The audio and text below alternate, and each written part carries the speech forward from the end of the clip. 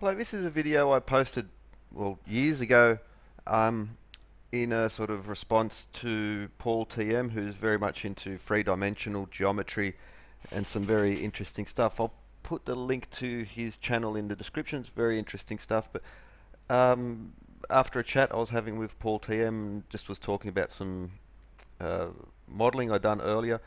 And so really the basis of it is we have the hexagram or the hexagon, the six-pointed star, so Star of David, but trying to represent it in three dimensions. So I made a bit of a mozza in some of these descriptions on the page. So I just rather than fix it again, it was just done hastily, but the visuals is enough. But you can see there what I mean.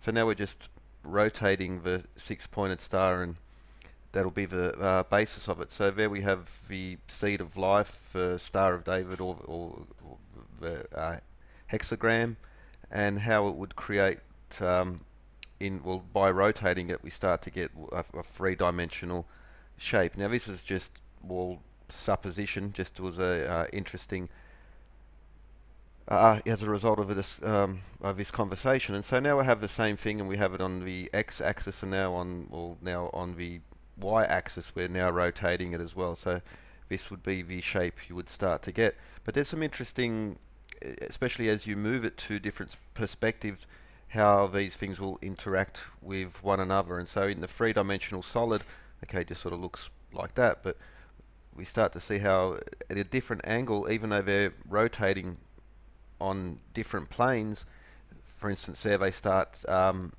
matching up.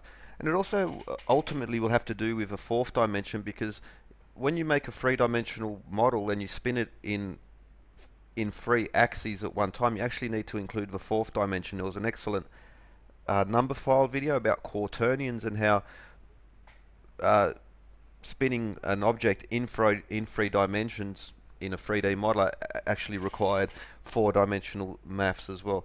But you start to see how these shapes at a certain perspective will come together and appear as if they're one. And so now we're entering the third dimension, and so now we have one and the x and the y, but now we're going to bring in the z-axis as well. And so this particular shape, or these rings, so the cone there is the point, but these the round part, so the circular part, the base of the cone, represents how each of these points of these stars rotates. And so now we have it in the third dimension. And again, once you manipulate these and from certain angles and perspectives, they they seem to sort of, I suppose word isn't not harm, but they appear to be one in the same. And so we actually have three rotating axes, but it sort of would appear that there's only two there. And it starts to get more interesting again as you move in different angles, and well, there you see how this rotation now causes this different sort of effect. And again, this is just, I was just mucking around with the modeler, and it was in response to some three-dimensional geometry and how DNA structures. Paul TM, link will be in the description because he really goes deep into that. Dodecahedrons and all this really cool stuff. So now there you see this three-dimensional shape of the cones and how it's really is described by these hexagrams, rotating hexagrams in three dimensions. Now there's some little gaps there. That was just a mistake in the modeling, but if it had been more accurate. Okay, so now I've stripped away everything, and I've just left those rings which form the cone, the base of the cone there. And so now we just have these rings now, and interesting things. So now that I'm now rotating it on one axis, and so that's you could say one dimension. Now in two dimensions it's being rotated, and you start to get this little effect going on.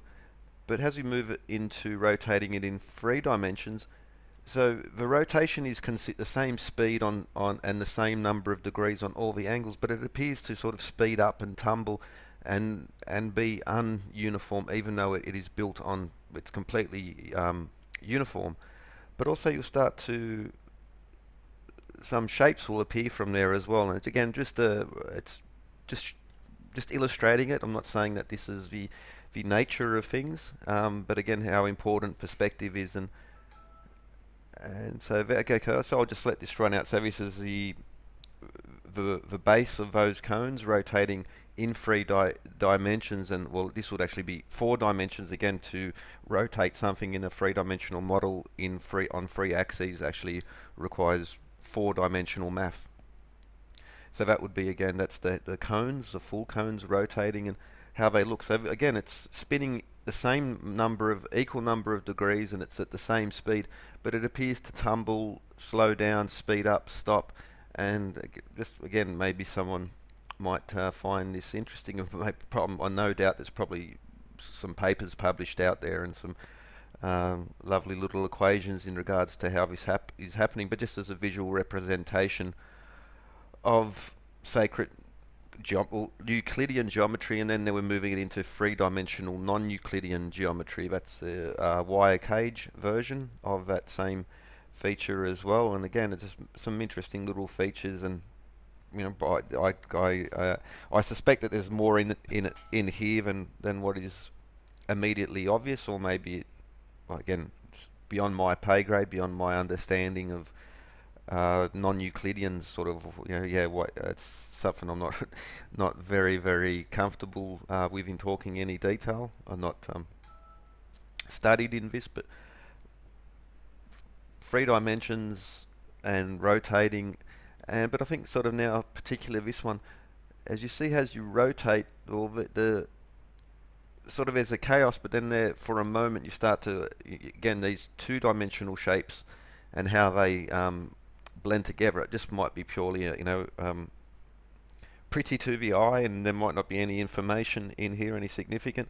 But again, just a repost one of the really old, one of the earliest videos I did, and now it was blocked in a few countries or something because I had the music was auto music from a movie maker, but for some reason there are these clowns out there who just do these copyright claims, knowing that people won't go to the effort of disputing them, and they don't even own the music. But again, that's just, now we're getting into greed and the law, and that's something. All right, so again, just let it play out, and might find this interesting, and at the very least, a nice little optical illusion going on, but perhaps speaking to something deeper in regards to first, second, third, and fourth dimensional, because again, to make this in a 3D modeler, you need 4-dimensional maths to do 3-dimensional modeling. And so with that, hope you enjoyed. Again, just playing it out, and some new subscribers, this would get lost in the hundreds of videos I've put out. This is going way back to the earliest ones. And so with that, cheers, have a good one, hope you enjoyed.